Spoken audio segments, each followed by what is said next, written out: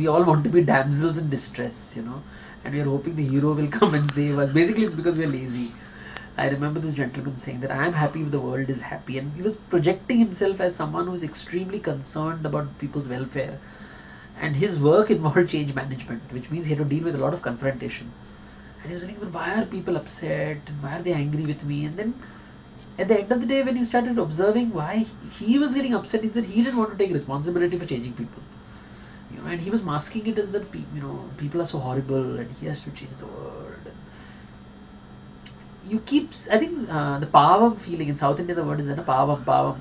So if you want to be pavam, everybody is pavam except politicians. Politicians cannot be pavam. So they are bad people. And no, but it is also this.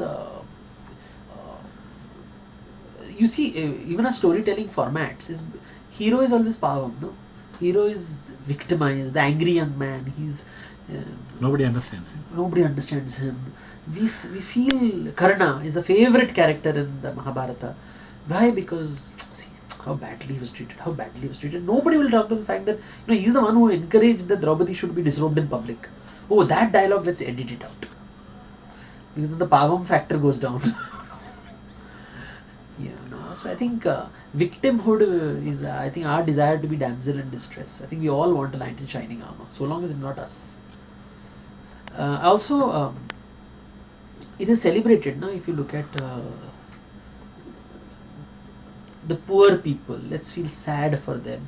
The poor woman, bichara. When you say bichara, then in Hindi it's bichara, pavam, which basically is saying that you're not responsible for your life. You're not responsible for the state of affairs you are in. And that's a very convenient space to go into. My parents are responsible for making me cruel. My bad childhood, my poverty.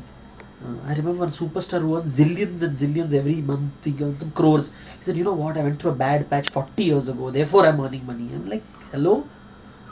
I mean, 40 years ago you went through a bad patch and therefore still you want to earn money. Like every month you want a crore of rupees. Excuse for greed. So even that he wants to become a victim. I think, I mean, I'm not analyzed it. I think that somewhere along there's something heroic about being the scapegoat and being this, to take charge of one's life is too much of effort. I don't want to take that effort. I'd rather show everybody my wound and tell people, oh, look, but don't offer me solutions. Look at the pain. How much of pain I'm going through. You want poetry to be written on the pain, and you want to celebrate it in art. But if I offer you a solution, then you become the bad guy.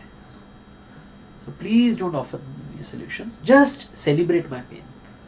I think this happens. But also people have to assume responsibility for their pain. Others. Oh, that is too much of effort. No, others. Others have to be responsible. So I am miserable because of you.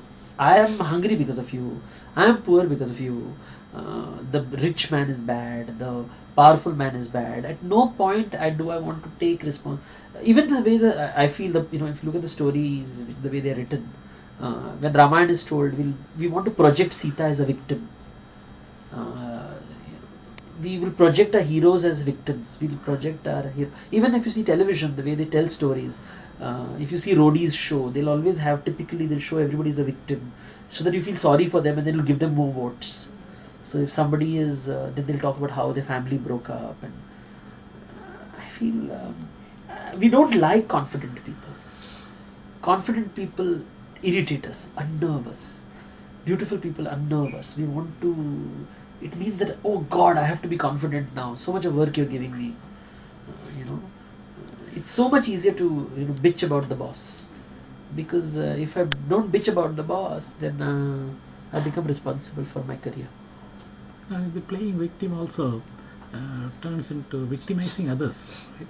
A victim is always a victimizer. I'll never forget this. Long ago, I had attended a session written by a woman, and she had talked about she was a short story writer, and she belonged to the Dalit community, and she said she had written a story of mangoes, of a woman selling mangoes, and how the men would make fun of the mangoes. In a way, obscene language would be used. Now she was pulled up by the leaders of the Dalit community, saying that, why are you writing about Dalit men like this? That people will look upon you as if you're making a wrong image of Dalits. And she said that, I don't know whether I'm a Dalit first or a woman first. She got lost. We forget that Just because a man is poor doesn't mean that he will not abuse his wife. So what should we see him as, a poor man or as a wife abuser?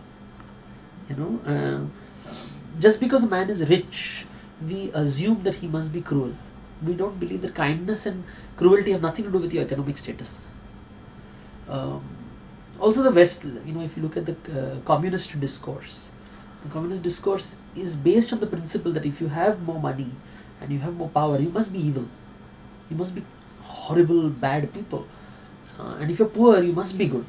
So it's just accepted that uh, if you're rich, you're bad, and if you're poor, you're good. If you are beautiful, you are good. If you're ugly, you must be bad. So we create these constructs, and in that construct, victim always gets a higher place. So politicians have used it forever. They always like to play victim. Though he ends up as the victimizer. And also, we feel sorry for the victim. We feel superior about ourselves.